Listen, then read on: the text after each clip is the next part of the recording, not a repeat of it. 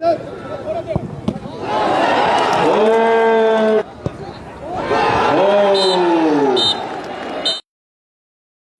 এন্টারপ্রাইজের হয়ে প্রথম শট নিতে গেছেন স্যামুয়েল। ওদিকে গোলরক্ষক প্রস্তুত player. Tie breaking shootout চলছে সরাসরি বর্ধমান থেকে। প্রথম শট স্যামুয়েল এবং খুব ইন্টেলেকচুয়াল শট, খুব বৌদ্ধিক একটা শট আমরা দেখলাম। বুদ্ধিটাকে কাজে লাগিয়ে বলটিকে জালে বেরিয়ে দিলেন, 1-0 এগিয়ে গেলেন।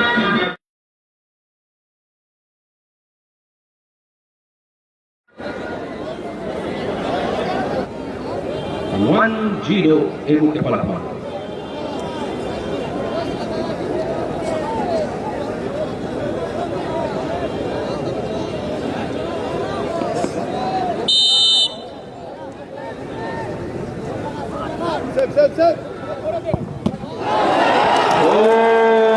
শটটি কিন্তু দুর্দান্ত ছিল, কিন্তু গোলকিপার কিন্তু একদম উড়ন্ত বাজ পাখির মতো বলটিকে কিন্তু দূরে করলেন।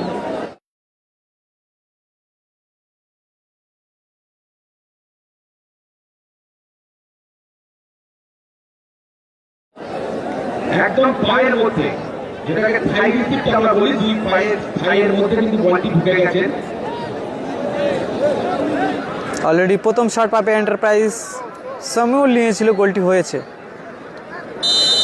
এখন দ্বিতীয় শট।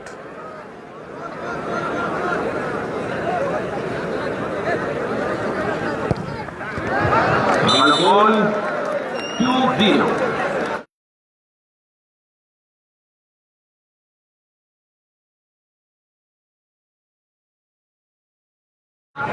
এই টাইব্রেকিং গোল কিন্তু দুই দলের গোলরক্ষকদের অর্থাৎ গোলকিপারদের কিন্তু স্নায়ুযুদ্ধ শুরু হয়। দুই গোলকিপার কিন্তু ভীষণ চাপে থাকেন। এটা তৃতীয় শট নিতে যাচ্ছেন সোহেল সুহাসের jersey number 8 Muhadi. Samuel, please obey the rules by referee.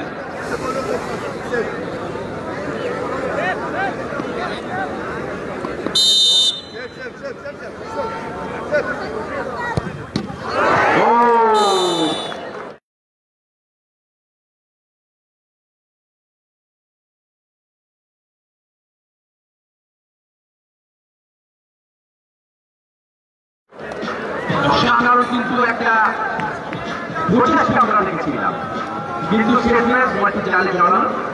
গোল হলো। খেলার ফলাফল এই মুহূর্তে 2-1। এই মুহূর্তে খেলার ফলাফল পাপিয়া এন্টারপ্রাইজ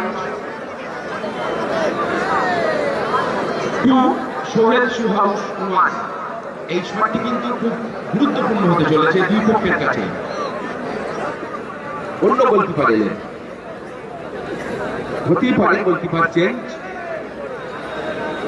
যদি কারো কনফিডেন্স হাই লেভেলে থাকে, সে বলতে পারে আমি এটা সেভ করার চেষ্টা করি।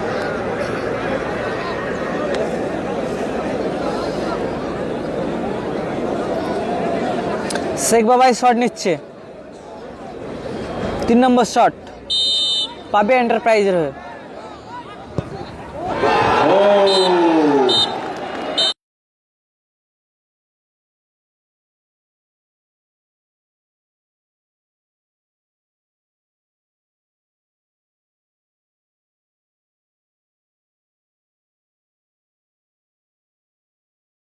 প্রথম কোয়ার্টার ফাইনাল ম্যাচে পাপিয়া এন্টারপ্রাইজ তারা টাই ব্রেকিংয়ে জয়লাভ করে সেমিফাইনাল খেলার যোগ্যতা অর্জন করলেন।